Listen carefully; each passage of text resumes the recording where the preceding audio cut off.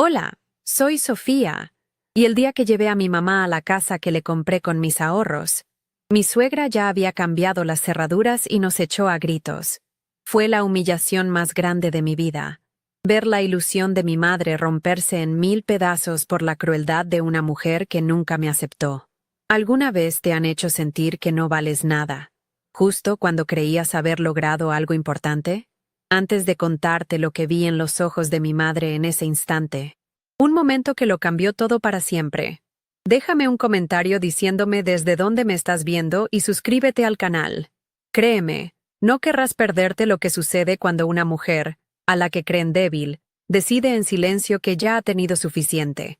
Todo comenzó con un sueño, uno que no era para mí, sino para mi madre, Elena.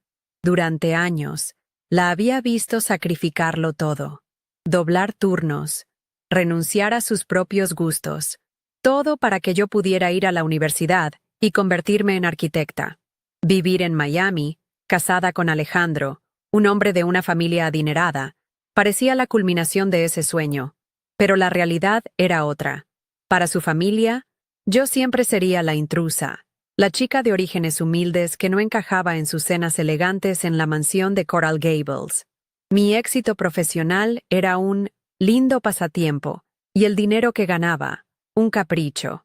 La injusticia no era de gritos ni de peleas abiertas, sino de gestos pequeños, de silencios que dolían más que cualquier insulto. La idea de la casa en Naples fue mi secreto, mi proyecto personal. Ahorré cada centavo de mis propios proyectos, imaginando la cara de mi mamá al ver ese lugar con un pequeño jardín y una cocina llena de sol. Era mi forma de decirle gracias, de devolverle un poco de la seguridad que ella nunca tuvo. El día que finalmente llegó, sentía el corazón a punto de salírseme del pecho. Mientras conducíamos hacia allá, con mi mamá mirando el paisaje con ojos de niña, yo me sentía por primera vez completa, como si estuviera saldando la deuda más importante de mi vida. Le había dicho que íbamos a ver una propiedad para un cliente, para que la sorpresa fuera total. La inocencia en su rostro era el reflejo de todo lo que yo quería proteger en este mundo. Al doblar en la calle, una sensación extraña me recorrió el cuerpo. Estacionado justo en la entrada de la que debía ser nuestra casa, estaba el inconfundible BMW negro de Alejandro. Mi primer pensamiento fue de confusión. ¿Qué hacía él aquí? ¿Acaso había venido a darme una sorpresa? Pero esa idea se desvaneció al instante. Había algo en la forma en que el auto estaba estacionado, tan imponente, tan dueño del lugar, que me heló la sangre. Mi madre también lo notó. Su sonrisa se desvaneció un poco y me preguntó, ¿Alejandro sabía de esto? Yo negué con la cabeza, sintiendo cómo el nudo en mi estómago se apretaba cada vez más. Sabía en el fondo que algo estaba terriblemente mal. Bajamos del auto y caminamos lentamente por el sendero de piedra. La puerta principal, que yo recordaba de un color roble claro, ahora estaba pintada de un blanco brillante y pretencioso. Escuché voces adentro, risas y órdenes.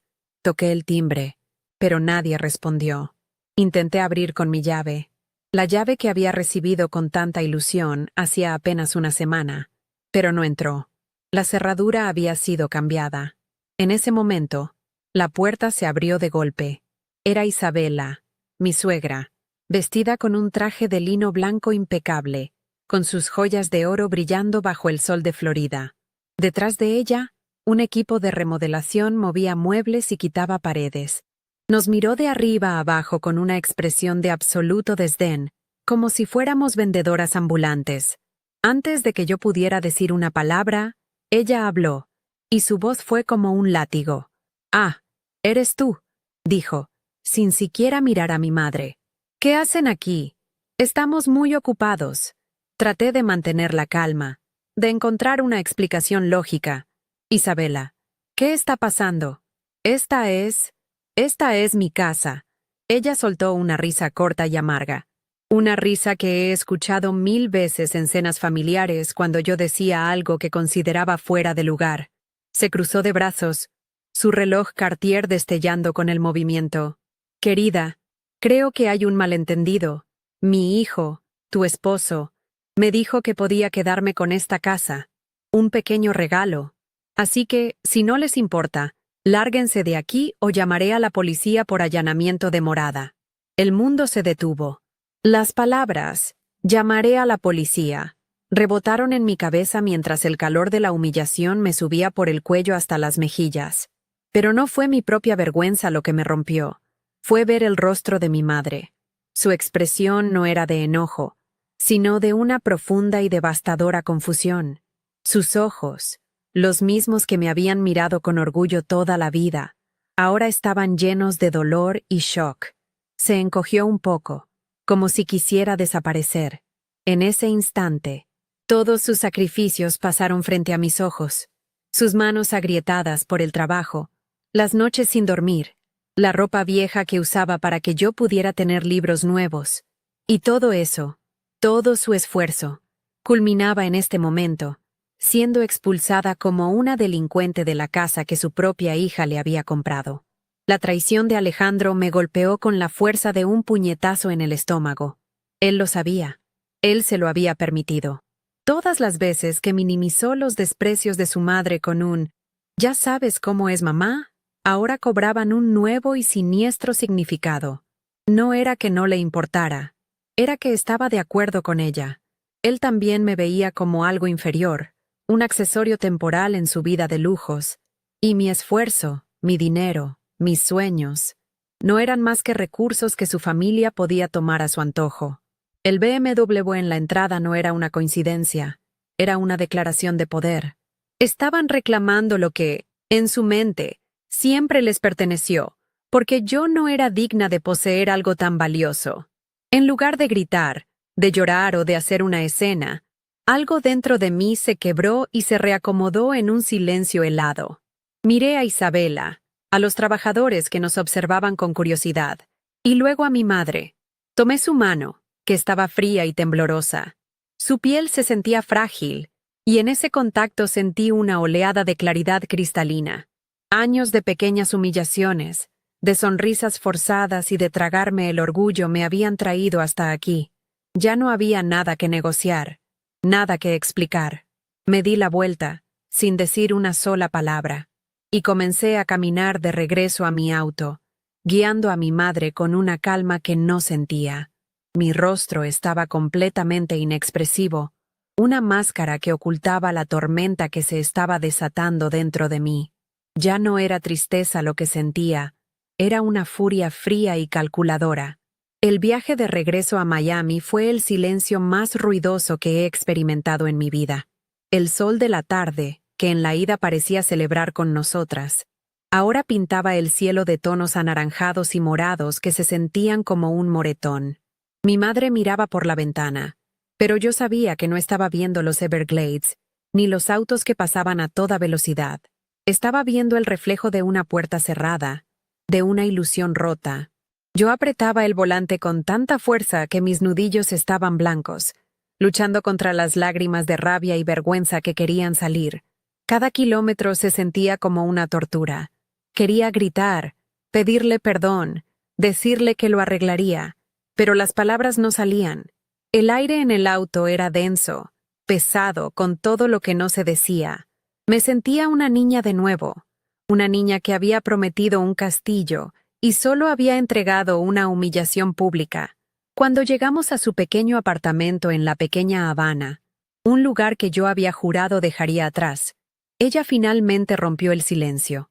Mientras yo buscaba las llaves, su mano se posó suavemente sobre la mía. «No pasa nada, mi amor», me dijo en voz baja, con una calma que me desgarró por dentro. No había enojo en su voz, ni siquiera decepción, solo una resignación infinita, la de alguien que ha aprendido a no esperar demasiado de la vida. «Ya lo resolveremos». Esas palabras, en lugar de consolarme, fueron como una daga. Su dignidad silenciosa era un espejo que me mostraba la magnitud de mi fracaso. La había expuesto a la crueldad de un mundo al que yo misma la había arrastrado. Y ella, en lugar de culparme, me estaba protegiendo. Esa noche, al dejarla allí, en ese lugar que olía a sus guisos y a sus sacrificios, sentí un peso en el alma que sabía que nunca podría quitarme.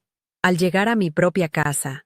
La mansión en Coral Gables, que siempre se había sentido más como un museo que como un hogar, encontré a Alejandro en la sala, sirviéndose un whisky.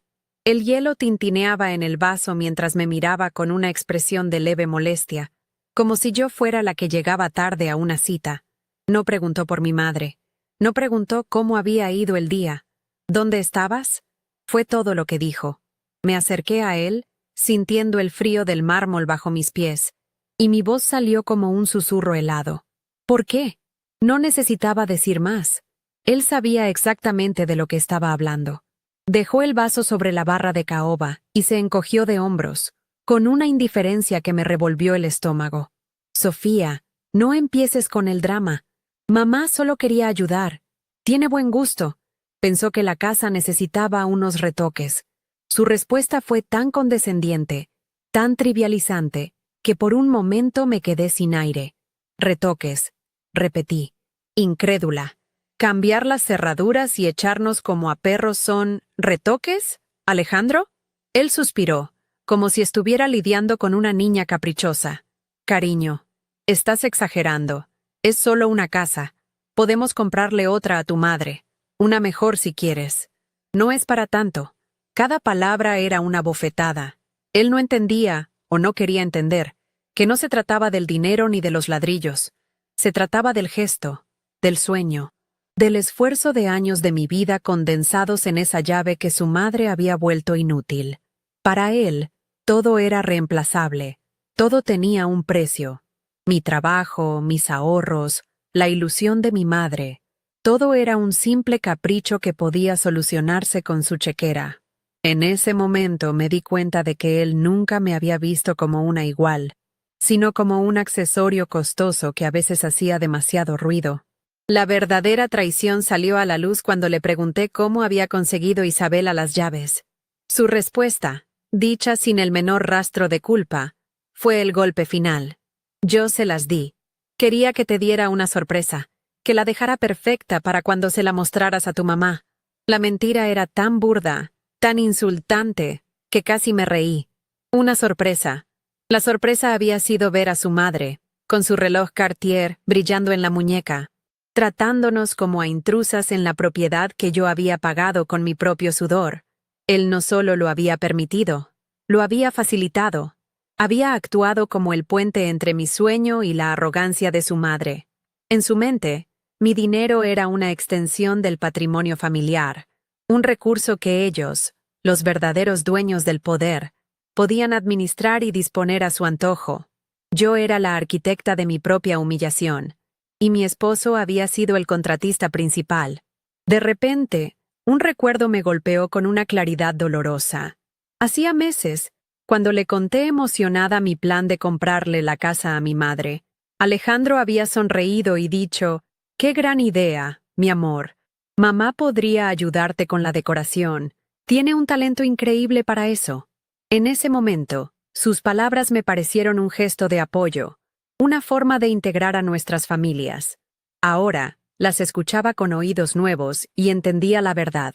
Nunca fue una sugerencia. Fue una declaración de intenciones. Desde el principio, él vio mi proyecto no como un regalo sagrado para mi madre, sino como otra propiedad para el portafolio de su familia. Mi independencia financiera no era algo que él admirara, sino algo que creía tener derecho a controlar. La traición no había ocurrido esa tarde en Naples. Había estado gestándose en silencio durante meses, oculta tras sonrisas y palabras vacías. Mientras él seguía hablando, dándome excusas cada vez más patéticas, algo dentro de mí se apagó. La rabia ardiente se transformó en un hielo cortante. Dejé de escucharlo.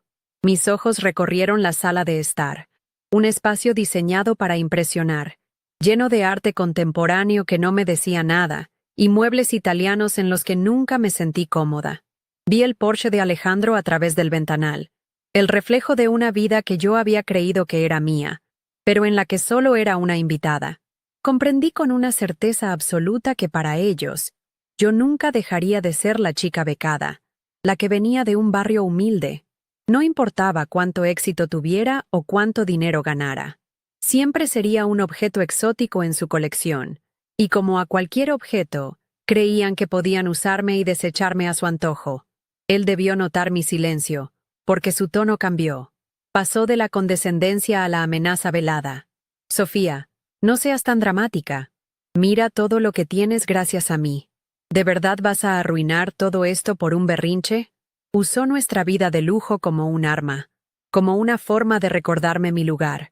Pero en lugar de intimidarme, sus palabras me liberaron. Vi con una claridad cegadora que la jaula dorada seguía siendo una jaula. Vi a Alejandro por primera vez, no como el hombre del que me había enamorado, sino como un niño mimado, un títere de su madre, incapaz de defender a su propia esposa. Su fuerza no era real, era un reflejo del poder de su familia, un poder que usaba para aplastar a cualquiera que no se sometiera a sus reglas. Y yo ya no estaba dispuesta a jugar ese juego. Sin decir una palabra más, me di la vuelta y caminé hacia mi estudio, un espacio que había diseñado para mí misma dentro de esa casa ajena. Él me siguió, confundido por mi falta de reacción, llamando mi nombre. Sofía, ¿a dónde vas? No hemos terminado de hablar, pero para mí, la conversación había terminado para siempre. Cerré la puerta de cristal esmerilado y le puse el seguro. Me senté frente a mi escritorio, rodeada de mis planos, mis bocetos, los únicos testigos de mi verdadero valor. El silencio se convirtió en mi santuario y mi arma. Afuera, él podía gritar y golpear la puerta, pero adentro, en mi mente, un nuevo proyecto estaba tomando forma. No era de concreto y acero, sino de estrategia y justicia. Ya no se trataba de recuperar una casa. Se trataba de demoler una vida entera para construir una nueva sobre cimientos sólidos, los míos. Más tarde esa noche, mi teléfono vibró. Era mi madre. Su voz al otro lado de la línea era tranquila, serena. No mencionó la casa, ni a Isabela, ni a Alejandro. Solo me preguntó, ¿ya comiste, mi amor? ¿Estás bien? Ese simple gesto de amor incondicional, esa preocupación pura en medio de la tormenta, fue lo que solidificó mi resolución. Mientras la familia de mi esposo se peleaba por propiedades y símbolos de estatus, mi madre solo se preocupaba por mi bienestar. La injusticia no era solo contra mí, era contra ella, contra su sacrificio, contra la decencia misma. Le aseguré que estaba bien, que todo se arreglaría, y por primera vez en todo el día, mis palabras sonaron verdaderas. Colgué el teléfono sintiendo una fuerza que no sabía que poseía. Encendí mi computadora portátil, la luz de la pantalla iluminando mi rostro en la oscuridad del estudio. Ignoré los correos de clientes y los sitios de arquitectura. Abrí un buscador y escribí «Mejores abogados de divorcio en Miami». Luego, abrí una carpeta encriptada en mi disco duro. Dentro estaban todos los documentos de la Sociedad de Responsabilidad Limitada que había creado años atrás, mucho antes de conocer a Alejandro, una entidad legal a través de la cual había comprado la casa de Nápoles. Era mi salvavidas, mi plan de contingencia. Mientras revisaba los estatutos y los títulos de propiedad, una sonrisa fría se dibujó en mi rostro. Isabela quería una casa. Alejandro creía que tenía el control. Ambos estaban a punto de aprender una lección muy dura sobre subestimar a la arquitecta que ellos mismos habían intentado demoler. El juego había cambiado. Pasé las siguientes horas en un estado de concentración absoluta, como si estuviera diseñando el edificio más complejo de mi carrera. El dolor no había desaparecido, pero se había transformado en un combustible frío y eficiente. Cada trazo en mi libreta, cada llamada a mi banco, cada correo electrónico enviado, era un ladrillo más en el muro que estaba construyendo entre mi pasado y mi futuro. Afuera, Alejandro había dejado de golpear la puerta. Escuchaba sus pasos ansiosos en el pasillo, el tintineo del hielo en su vaso de whisky, el sonido de su frustración rebotando en las paredes de mármol de esa casa que nunca fue mía. Él creía que yo estaba teniendo un berrinche, que necesitaba espacio para calmarme. No tenía idea de que no estaba construyendo un muro para protegerme, sino una palanca para demoler su mundo. La ironía era casi poética. El arquitecto de su propia caída sería la mujer cuyo talento siempre había menospreciado. A la mañana siguiente, el silencio en la mesa del desayuno era tan espeso que se podía cortar con un cuchillo. La empleada nos sirvió café en tazas de porcelana que valían más que el primer sueldo de mi madre, y ninguno de los dos dijo una palabra. Alejandro me miraba de reojo, esperando una disculpa, una lágrima, una señal de que la Sofía de siempre estaba de vuelta. Pero esa mujer había muerto en el umbral de una casa en Nápoles. Yo comí mi fruta en silencio, con la espalda recta, sintiendo su incomodidad crecer con cada bocado. Él intentó romper el hielo. ¿Dormiste bien?, preguntó con una falsa ligereza en su voz. Levanté la vista de mi plato y lo miré directamente a los ojos, sin parpadear. Perfectamente. Respondí con una voz neutra y fría. Su sonrisa vaciló. Por primera vez, vi una chispa de incertidumbre en su mirada. Estaba empezando a darse cuenta de que la persona sentada frente a él ya no era la misma. Ese mismo día, hice la llamada.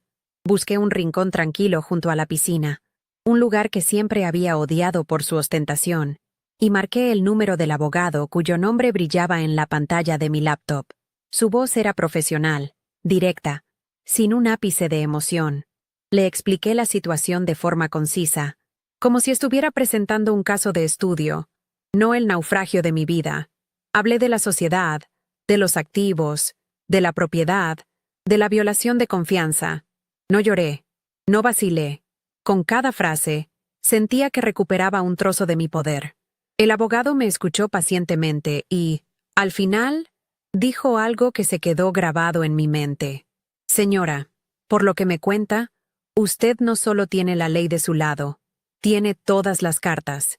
Colgué el teléfono sintiendo una extraña calma. El juego de poder de Isabela y Alejandro se basaba en la intimidación emocional. El mío se basaría en la fría y demoledora lógica de la ley. Para que mi plan funcionara, necesitaba que ambos caminaran voluntariamente hacia la trampa. Esa noche, abordé a Alejandro con una actitud completamente diferente. Me mostré serena, casi sumisa. He estado pensando, le dije en voz baja, mientras él leía el Wall Street Journal en su sillón de cuero. Tienes razón. Fui demasiado dramática. Es solo una casa. Pude ver el alivio inundar su rostro. Era tan predecible. Pero es un desastre legal. La propiedad está a nombre de mi empresa. Si tu madre va a quedarse con ella, necesitamos arreglar los papeles para evitar problemas de impuestos. Su expresión cambió de alivio a interés. La palabra impuestos era un lenguaje que su familia entendía perfectamente. Propongo que nos reunamos con mi abogado, tu madre y tú, para firmar la transferencia de manera limpia y ordenada. Así todos estaremos protegidos. La carnada estaba lanzada. Él mordió el anzuelo con una avidez que me revolvió el estómago. Claro que sí, mi amor. Eso es muy inteligente, exclamó, bajando el periódico. Sabía que entrarías en razón. Mamá estará encantada. Ella solo quiere lo mejor para nosotros. Se levantó y me dio un beso en la frente. Un gesto que antes me habría parecido tierno y que ahora sentía como el toque helado de una serpiente. Yo me encargo de hablar con ella. Estaremos allí. Por fin un poco de sensatez. Pasó el resto de la noche de un humor excelente, hablando de sus planes para el club de yachts, de una nueva adquisición para su colección de relojes Omega. No tenía la menor idea de que estaba celebrando su propia sentencia. Yo sonreía y asentía, interpretando el papel de la esposa dócil, mientras por dentro contaba las horas para el día de la reunión, el día del juicio final. Un par de días antes de la cita en el bufete, mientras buscaba un estado de cuenta bancario que el abogado me había pedido, entré en el despacho de Alejandro. Era un espacio que rara vez usaba, más un trofeo que una oficina. Sobre el escritorio de caoba, su iPad estaba abierto. Por lo general, nunca habría mirado, pero una notificación en la pantalla captó mi atención. Era un correo de Isabela. El asunto decía: solución para el capricho de Sofía. Mi corazón se detuvo. Con manos temblorosas, toqué la pantalla. Lo que leí a continuación fue la confirmación de todo lo que ya sabía. Pero verlo escrito con tanta crueldad me robó el aliento. Era una cadena de correos entre madre e hijo, discutiendo cómo manejarme después del incidente. La humillación se convirtió en una rabia blanca y pura. Isabela escribía con un desdén absoluto. No te preocupes, hijo. Le daremos algo de dinero para que le compre un apartamentucho a su madre y se calme. Estas chicas de su clase se impresionan con poco. Lo importante es que la casa de Naples se quede en la familia. Su ubicación es perfecta para nuestras escapadas de fin de semana. La respuesta de Alejandro fue lo que me destrozó por completo. No había defensa, ni un atisbo de lealtad hacia mí. Tienes razón, mamá. Ya se le pasará el berrinche. Dejaré que se desahogue unos días y luego le compraré una de esas carteras que tanto le gustan. Con eso se olvida de todo. Carteras, apartamentucho, chicas de su clase. Me veían como una mascota a la que se podía apaciguar con baratijas. Una niña tonta cuyo esfuerzo y dinero eran un recurso más a su disposición. No era solo que no me respetaran, era que me despreciaban profundamente. No sentí ganas de llorar. En lugar de eso, una calma glacial se apoderó de mí. Tomé mi teléfono y, con un pulso sorprendentemente firme, fotografié la pantalla del iPad, capturando cada palabra de su traición. Esas imágenes se convirtieron en mi ancla, mi recordatorio. Cualquier duda que pudiera haber albergado, cualquier pequeño vestigio de amor o nostalgia que quedara por Alejandro, se evaporó en ese instante. Vi con una claridad aterradora que mi matrimonio no era una sociedad, sino una farsa. Yo era un activo que ellos creían controlar. Cerré la aplicación de correo. Dejé el iPad exactamente como lo había encontrado y salí del despacho. El aire afuera parecía más limpio, más respirable. Ya no había grises, solo blanco y negro. Ya no había emociones, solo un objetivo. Los 2 días siguientes fueron una obra de teatro. Viví bajo el mismo techo que el hombre que me consideraba un capricho que se podía comprar con una cartera. Le sonreía por la mañana, le preguntaba por su día por la noche, escuchaba sus planes para un futuro que yo sabía que no compartiríamos. Fue el papel más difícil de mi vida, pero también el más liberador. Cada sonrisa falsa era un acto de guerra silenciosa. Cada palabra amable era una pieza de artillería que estaba posicionando para la batalla final. Él, en su arrogancia, lo interpretó como una victoria. Creía que me había doblegado, que su mundo de lujo y poder había triunfado sobre mis sentimientos exagerados. Mientras tanto, yo me reunía en secreto con mi abogado, firmaba documentos, transfería fondos y preparaba cada detalle de la demolición. Él estaba celebrando en las ruinas de nuestro matrimonio, sin saber que yo sostenía el detonador. La mañana de la reunión me vestí con el cuidado de un general antes de la batalla. Elegí un traje sastre de color gris carbón, sobrio y profesional. Nada de joyas llamativas, solo el discreto reloj que me había regalado mi padre antes de morir. Me miré en el espejo de cuerpo entero del vestidor. Un espejo que reflejaba un sinfín de vestidos de diseñador y zapatos de lujo que de repente me parecían disfraces. Pero la mujer que me devolvía la mirada ya no llevaba un disfraz. Por primera vez en años, me veía a mí misma, una arquitecta, una hija, una mujer que había sido derribada pero que se estaba levantando sobre una base de acero y dignidad. Alejandro entró en el vestidor, ya vestido con su impecable traje de Armani. «Te ves muy seria», comentó con una sonrisa condescendiente.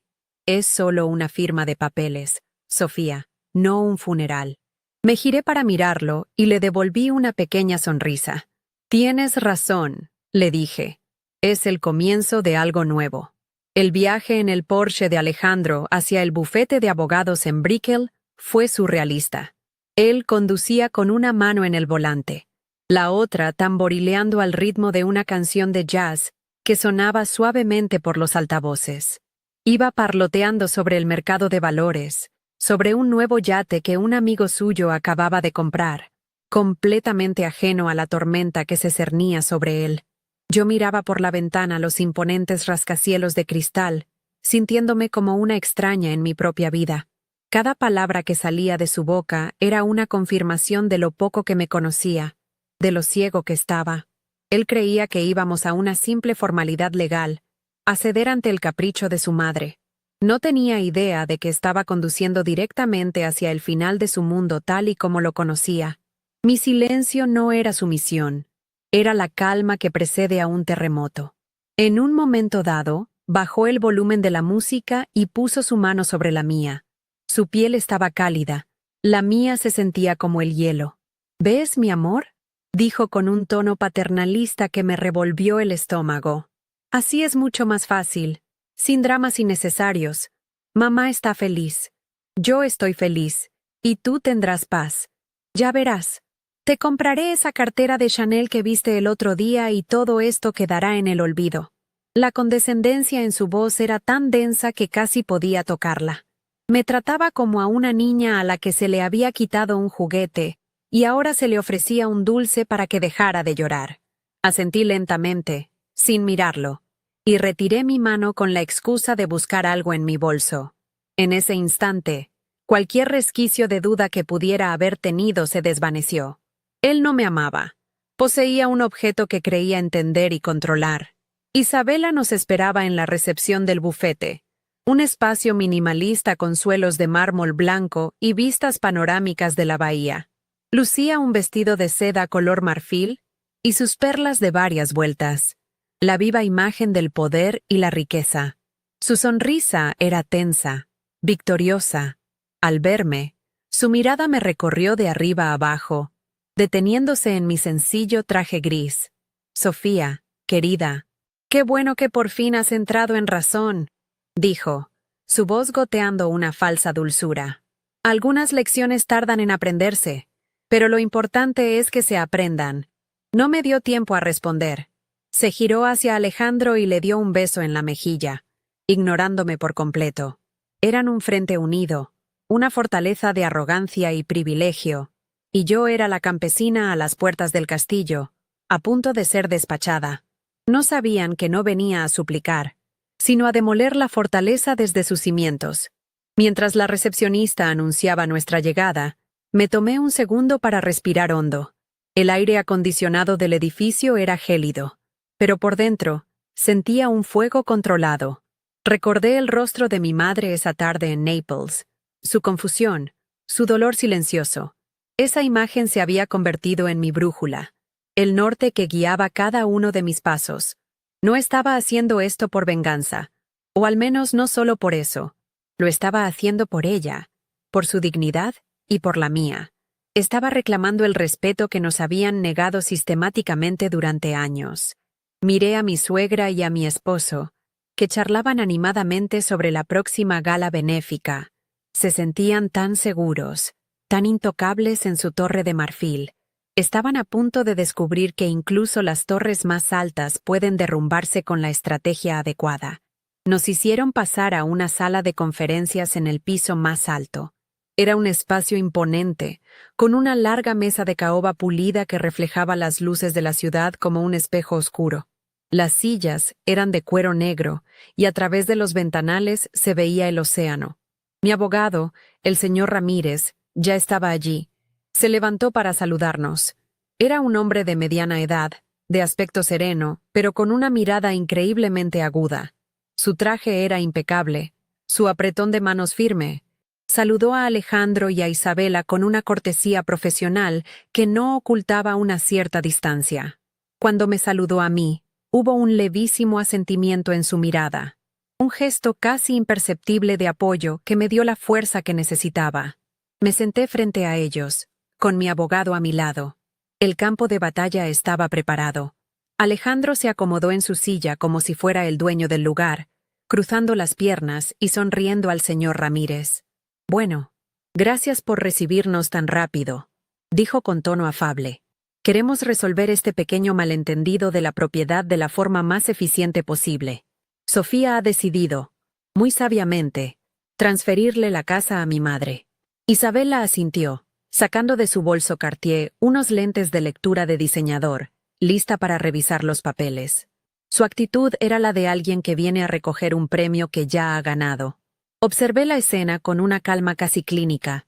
Era fascinante ver su arrogancia en pleno despliegue, la confianza ciega de quienes nunca han conocido una verdadera consecuencia a sus actos. La obra de teatro estaba llegando a su acto final, y ellos ni siquiera sabían que eran los protagonistas de una tragedia. Antes de empezar, dijo Isabela, ajustándose los lentes y mirando al señor Ramírez. No a mí. Quiero dejar claro que mi hijo y yo estamos siendo muy generosos. Cubriremos todos los gastos legales y, por supuesto, compensaremos a Sofía por las molestias. La palabra compensaremos sonó como si estuvieran hablando de darle una propina a un sirviente. Solo queremos que esto se haga rápido y sin complicaciones. Tengo una cita para un tratamiento facial en 1 hora. Ese fue el último insulto, la última pincelada en el retrato de su desprecio. Ni siquiera en un bufete de abogados, en una transacción legal, podía verme como una igual. Siempre sería unos asuntos que resolver, una molestia, que compensar para poder seguir con su vida de lujos y frivolidades. Apreté las manos bajo la mesa, sintiendo mis uñas clavarse en mis palmas. Era la hora. El señor Ramírez carraspeó, atrayendo la atención de todos. Colocó frente a ellos una fina carpeta de cuero azul, no los gruesos documentos que probablemente esperaban. Entiendo, dijo con voz pausada y clara. Sin embargo, creo que hay un malentendido fundamental sobre el propósito de esta reunión. Alejandro frunció el ceño, su sonrisa de suficiencia empezando a flaquear. ¿Malentendido? No. Creo que está todo muy claro. Estamos aquí para firmar la transferencia de la propiedad. Isabela lo miró con impaciencia, como si el abogado estuviera perdiendo su valioso tiempo. Yo mantuve mi mirada fija en el rostro de Alejandro. Quería ver el momento exacto en que la comprensión lo golpeara, el instante en que su mundo de certezas se hiciera añicos. El silencio en la sala se volvió pesado, expectante. La señora de la Torre no los ha convocado para transferir ninguna propiedad, continuó el señor Ramírez, y por primera vez usó mi apellido de soltera, una señal sutil pero poderosa. Un destello de confusión cruzó los ojos de Alejandro. De hecho, la propiedad en cuestión ya no es un activo disponible. Abrió la carpeta y deslizó una sola hoja de papel sobre la mesa de caoba. Esta es una copia del contrato de venta. La Sociedad de Responsabilidad Limitada propietaria de la casa en Naples, junto con todos sus activos, fue vendida ayer por la tarde a un consorcio de inversores. Ellos tomarán posesión mañana a las 9 de la mañana. La mandíbula de Isabela se desencajó. Alejandro miró el papel, luego a mí, y de nuevo al papel, como si no pudiera procesar las palabras que acababa de escuchar. Antes de que pudieran reaccionar, de que el shock diera paso a la ira, tomé la palabra. Mi voz sonó tranquila, firme, sin un solo temblor. Era la voz de una mujer que había encontrado su centro. La reunión de hoy tiene otro propósito, dije, mirando directamente a Alejandro.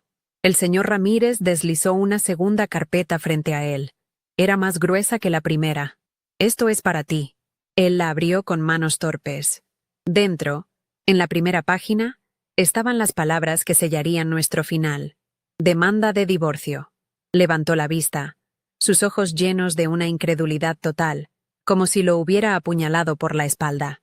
Por primera vez en todos los años que lo conocía, lo vi completamente perdido, despojado de su armadura de arrogancia.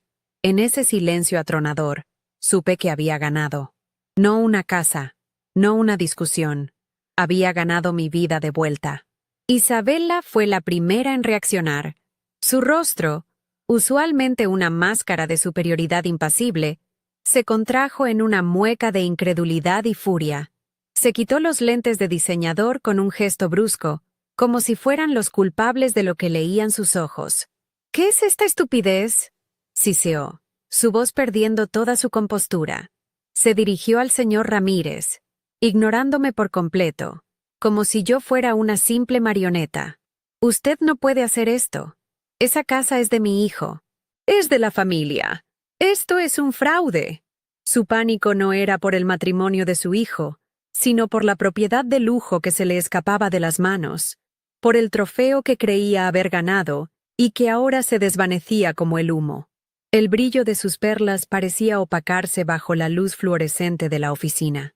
Antes de que mi abogado pudiera responder, me incliné ligeramente hacia adelante, apoyando mis manos sobre la fría superficie de la mesa de caoba. Mi mirada no se apartó de la de ella. «No es un fraude, Isabella», dije, y mi voz era tan baja y tranquila que la obligó a callarse para escuchar. «Es una transacción comercial perfectamente legal. La empresa se vendió. La casa se vendió con ella». Hice una pausa, dejando que el peso de esas palabras se asentara en la sala. «Y el dinero de esa venta», continué, sintiendo cada sílaba como una reivindicación, «lo usaré para comprarle una casa a mi madre. Un lugar donde nadie, nunca más, vuelva a humillarla». En esa frase estaba contenido todo el dolor, toda la rabia y toda la resolución que había acumulado durante años. Alejandro, que hasta ese momento había estado paralizado, pareció despertar de su trance. Se giró hacia mí, y en sus ojos ya no había arrogancia, sino una desesperación que nunca antes le había visto. «Sofía, mi amor, por favor», suplicó, su voz temblando ligeramente. Intentó usar el tono con el que siempre me calmaba, el que me hacía sentir que exageraba. «Detén esta locura. Podemos arreglarlo, te lo juro. Despide a este abogado ahora mismo y vamos a casa a hablar». Se inclinó como si fuera a tomar mi mano, pero yo la retiré antes de que pudiera tocarme. Su intento de manipulación era tan patético, tan predecible, que por primera vez en mi vida me provocó una lástima helada en lugar de dolor. Lo miré directamente a los ojos, sin parpadear. La mujer que lo amaba, la que buscaba su aprobación, había desaparecido para siempre. «No hay nada que arreglar, Alejandro», respondí con una calma que lo desarmó. «No hay nada de qué hablar. La conversación terminó para siempre el día que te quedaste parado mientras tu madre nos echaba como a delincuentes de la casa que yo pagué con mi trabajo». Enfaticé cada palabra, asegurándome de que entendiera que la línea se había cruzado de forma irreversible. «Tú tomaste tu decisión ese día, poniéndote del lado de ella. Ahora yo estoy tomando la mía». La confusión en su rostro se transformó lentamente en la cruda comprensión de que había perdido el control para siempre. Fue entonces cuando el señor Ramírez intervino de nuevo, con la precisión de un cirujano. «Además», dijo, su voz profesional cortando la tensión, «mi cliente tiene motivos más que suficientes para solicitar este divorcio, basados en un patrón de crueldad emocional y conspiración para despojarla de sus bienes». Con un movimiento deliberado, sacó de otra carpeta unas hojas impresas y las deslizó sobre la mesa. Eran capturas de pantalla de los correos electrónicos entre Alejandro y su madre. Las palabras «apartamentucho», «chicas de su clase» y «cómprale una cartera» estaban ahí, expuestas bajo la luz brillante de la sala de conferencias. «Creo que ambos reconocen esta conversación», concluyó el abogado con una neutralidad devastadora. El efecto fue instantáneo y total. El último vestigio de color desapareció del rostro de Isabella. Se quedó mirando los papeles con la boca entreabierta, el horror de ser descubierta en su propia y mezquina crueldad reflejado en sus ojos. Alejandro bajó la vista hacia los correos y vi cómo se encogía en su silla, como si quisiera que la tierra se lo tragara. Su fachada de hombre poderoso y seguro se desmoronó en un segundo, revelando al niño mimado y débil que siempre había sido, incapaz de enfrentarse a las consecuencias de sus actos. Levantó la vista hacia mí, y por primera vez no vi condescendencia ni indiferencia. Vi odio puro. El odio de alguien que ha sido desenmascarado por la persona que creía más débil. En ese momento supe que mi trabajo allí había terminado. No necesitaba ver más. No necesitaba escuchar sus excusas o sus acusaciones. El juicio había concluido, y el veredicto era mi libertad. Me levanté de mi silla. El movimiento fue suave y decidido. El costoso traje sastre gris se sentía como una armadura. Alicé una arruga inexistente en mi falda, y me volví hacia mi abogado, ignorando por completo a las dos figuras destrozadas que tenía enfrente. «Señor Ramírez», dije con voz clara, «creo que hemos terminado por hoy. Le dejo el resto en sus manos».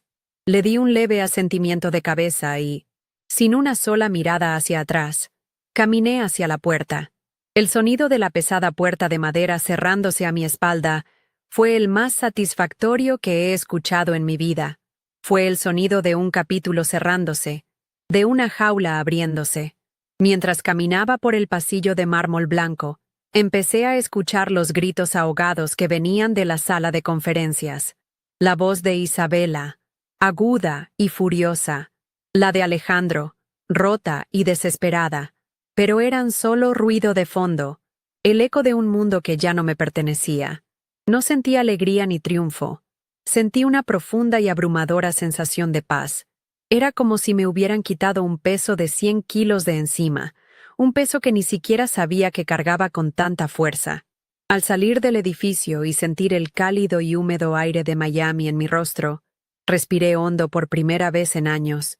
El sol brillaba con fuerza, reflejándose en los rascacielos de Brickell.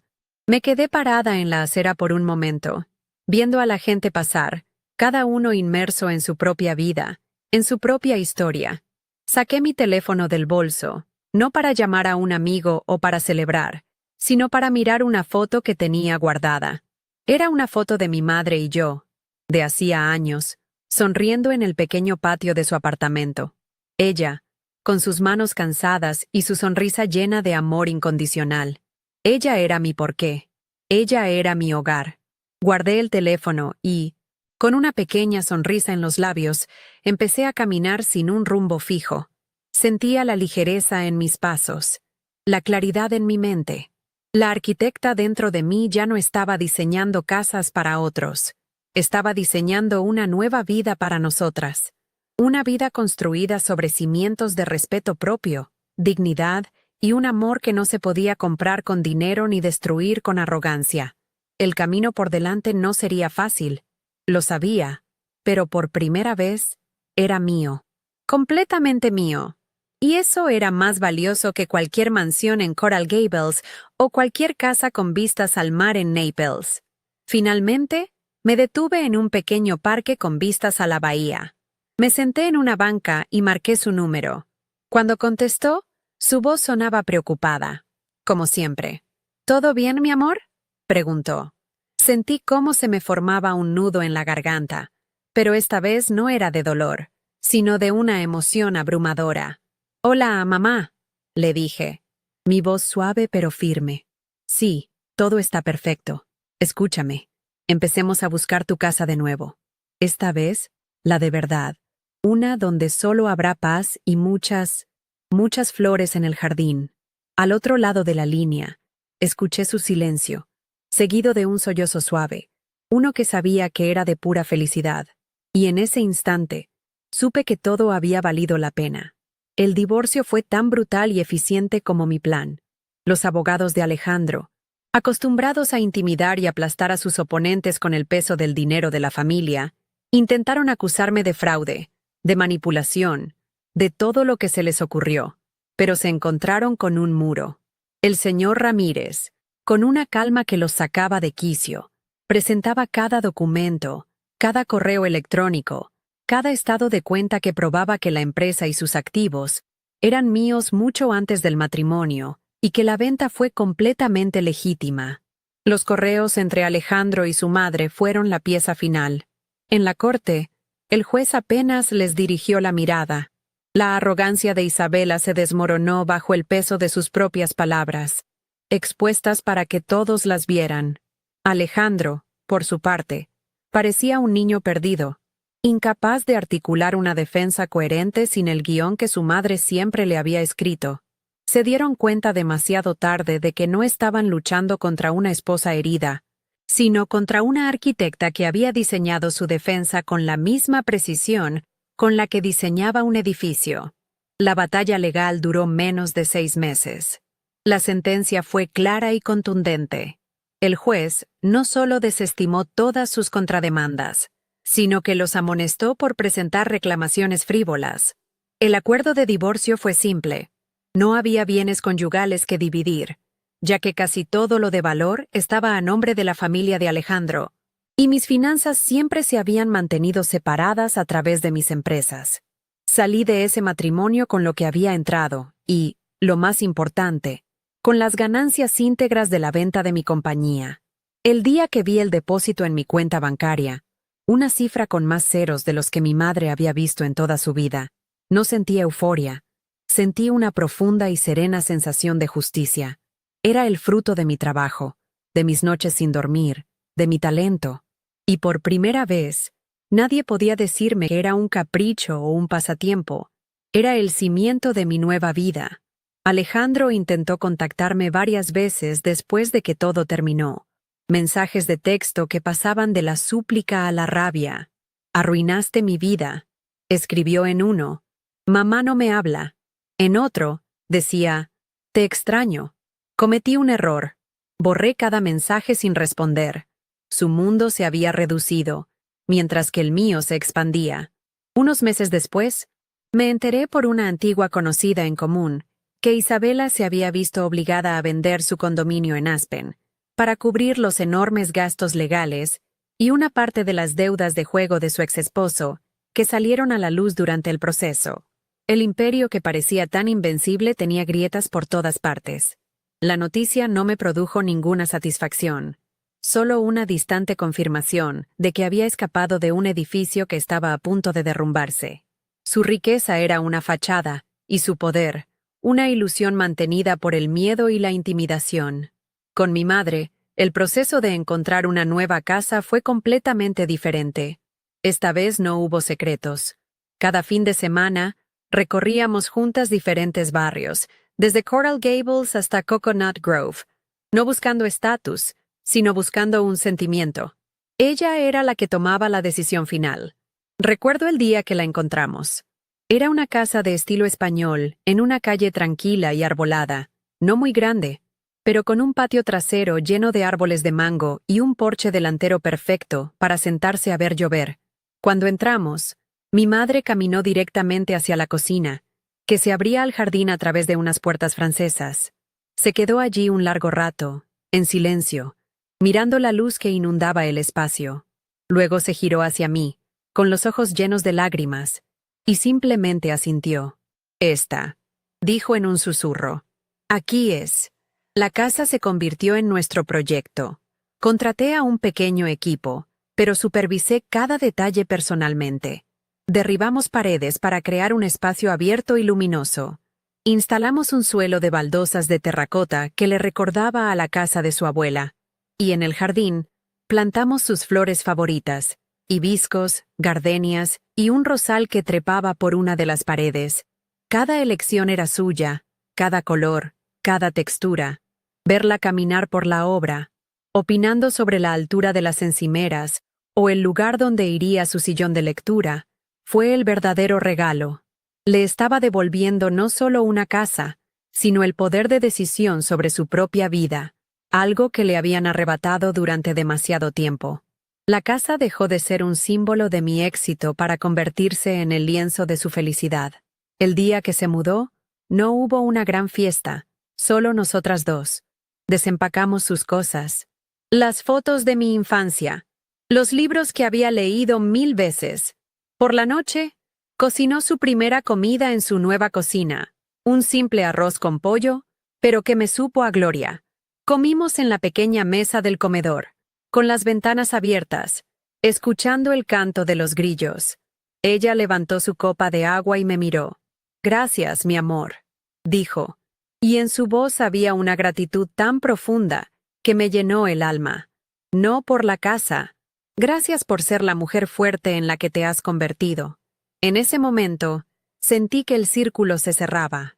La niña que ella había protegido con tanto sacrificio, ahora era la mujer que le había construido un santuario.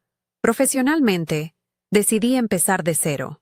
Con una parte del dinero de la venta, alquilé una pequeña oficina en el Design District y fundé mi propio estudio de arquitectura, De la Torre Diseños. Usar mi apellido de soltera fue una declaración de principios. Los primeros meses fueron difíciles, pero mi reputación me precedía. Clientes que habían admirado mi trabajo anterior comenzaron a llamarme. Mi primer gran proyecto fue el diseño de una galería de arte en Wynwood. Puse todo mi corazón en ello, trabajando día y noche, no para demostrarle nada a nadie, sino por el puro placer de crear. El día de la inauguración, al ver a la gente admirando los espacios que yo había imaginado, sentí un orgullo que no tenía nada que ver con el dinero o el estatus. Era el orgullo de construir algo real y duradero con mi propio talento. Un año después del divorcio, estaba tomando un café en una terraza en South Beach cuando vi pasar un auto que reconocí. Era el BMW negro de Alejandro. Él iba al volante, pero se veía diferente. Más delgado, con el rostro cansado. A su lado no iba una mujer despampanante, como habría esperado, sino su madre. Isabela miraba por la ventana con una expresión amargada, su antiguo brillo completamente apagado. No me vieron. Pasaron de largo, convertidos en dos extraños atrapados en su propio mundo de resentimiento. No sentí nada, ni rabia, ni lástima, ni triunfo. Eran simplemente un recuerdo, una fotografía de una vida pasada que ya no tenía ningún poder sobre mí. Habían intentado demoler mi mundo, pero al final, fueron ellos los que quedaron atrapados entre los escombros del suyo. Esa misma tarde, conduje hasta la casa de mi madre. La encontré en el jardín, de rodillas en la tierra, plantando unas nuevas semillas de tomate. El sol del atardecer filtrándose a través de las hojas de los mangos, creaba manchas doradas en el suelo. Me senté en los escalones del porche y la observé en silencio. Se levantó, se limpió las manos en su delantal y me sonrió, una sonrisa genuina y llena de paz.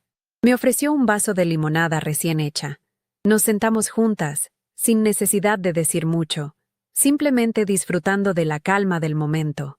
Miré la casa, el jardín, a mi madre feliz y tranquila, y comprendí que el verdadero éxito no era tener una mansión en Coral Gables o un apellido importante.